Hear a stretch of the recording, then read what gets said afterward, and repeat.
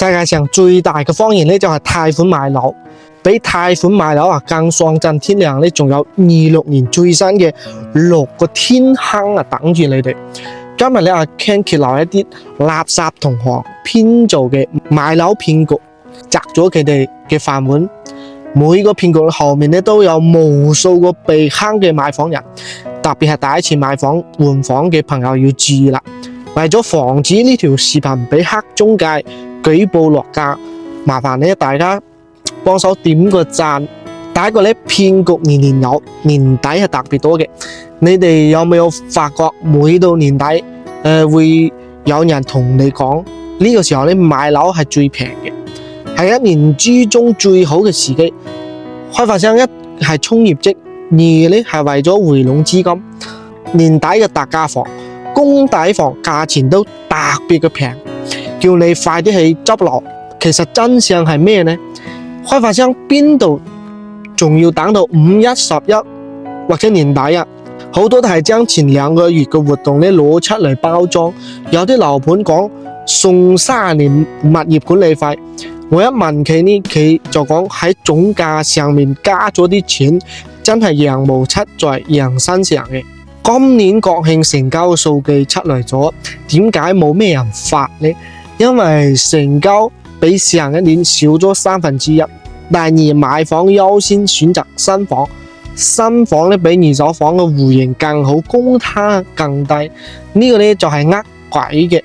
近10年左右嘅次新房係冇問題嘅，同而家新房區別唔係好大。盡量避免超過15年樓齡就得啦。仲有一啲情況咧，就係同小區嘅新房同埋二手房都可以去睇一睇，對比一下嘅。同樣戶型、同樣嘅面積，可能差1、2千蚊一平方喎。點解中介同行都建議你去買新房呢？手續冇咁麻煩啦，你可揀性冇咁多，周期冇咁長。而家二手房有幾難賣，仲要同房東扯皮討價還價，吃力不討好。阿 Ken 建議你喺市場上咧，新樓、二手樓都要去睇睇，就睇房東同埋發展商邊個捨得割肉，邊個性價比更高就買邊個。第三，預算唔多嘅朋友咧，黑中介最中意同你哋講推薦惠州呢啲遠郊盤啊，叫你哋入坑啊。表面上睇呢啲盤咧又平又新，但係你唔知道後面想轉手嘅時候咧，幾乎係不可能。我有個粉絲前幾年咧俾人去惠東買樓啊，而家咧話唔起貸款啊，問我可唔可以斷供。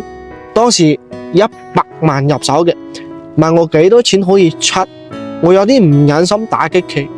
我話咧應該70萬左右，實際上咧60萬都非常困難。佢仲問我高鐵深圳高鐵開通咗會唔會好一啲？你睇睇惠陽站附近嘅樓你就知噶啦。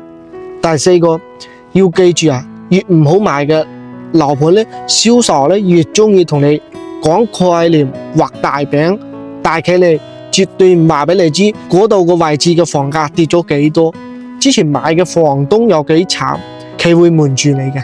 博羅龍門呢啲我就唔講噶啦，我講一啲近年比較多人講嘅惠陽大亞灣、十里銀灘呢啲發展都快20年啦，買房個都等咗10幾年噶啦。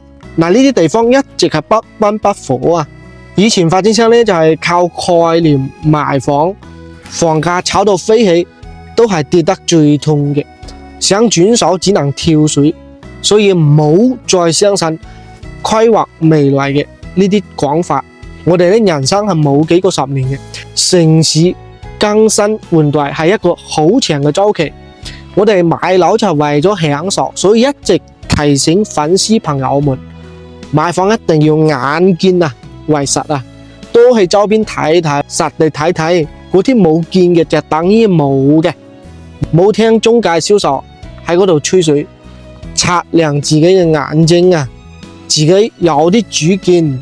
同你哋講真話唔容易嘅，未點讚嘅就記得點翻個讚，點翻個 like。第5，今年比較熱門嘅新溪湖型唔係第四代住宅，你冇聽中介吹啊，其實呢就係3代半，一個第四代住宅過渡產品。有啲開發商呢偷換概念，比如講之前有公攤嘅100平方戶型啦，廚氣公攤變咗90幾平方嘅新溪湖型，宣傳就係新溪湖型，100%使用率，零公攤呢啲等等，其實總價係一樣嘅，就係等你覺得你買咗呢個新溪湖型。具體係邊個樓盤我就唔點名噶啦，你可以喺評論區扣一個暗號，可以令大家避免上當。大陸幾乎所有人都話國企央企嘅房放心，價錢比較穩，你係唔係真係相信呢？你知唔知啊？今年全國好多國企嘅房直接變為咗保障房。我講嘅得罪人嘅大實話，你哋要記住，唔理係國企仲係央企，賣唔喐嘅呢，通通都要低頭。賣唔喐其實就係價錢貴咗，產品唔好，消費者唔埋單，咁樣只能係跳水都唔好賣嘅，咁只能等上面收咗啦。一夜之間變為保障房嘅商品房，小 K 變為保障房，你要蝕幾多錢啊？呢筆數你應該都識計係嘛？所以呢，我哋冇只睇嗰啲跳水盤，其實好多都係攞出嚟最差嘅戶型、最差嘅樓層出嚟試水嘅，等嗰啲唔知道嘅人通過過節就過嚟埋單。呢幾年樓市正在更新換代，房越老越唔值錢。你打算樓梯房拆遷嘅，上面已經出咗政策啦，有啲小 K 可以自行協商申請改建或者加裝電梯。所以呢啲樓只會持續嘅貶值，一夜暴富嘅時代已經過去啦。仲有呢，今年已經降價咗好幾年嘅樓盤，可能明年仲會有一波大跳水。如果你唔想買貴，將首付蝕晒嘅，或者日期維權嘅，可以問問我啦，我可以幫你安排到位，肯定可以幫你慳翻唔少錢嘅，少咗一啲彎路，唔踩坑。我喺惠州從業咗8年嘅直話直說嘅阿 Ken， 拍短視頻呢就係令房價更加透明，揭露一啲不為人知嘅內幕，讓我哋普通人能夠安心放心買到一套好嘅房，好好享受我哋嘅人生，呢個係最重要嘅。咁我哋下期再見，拜拜。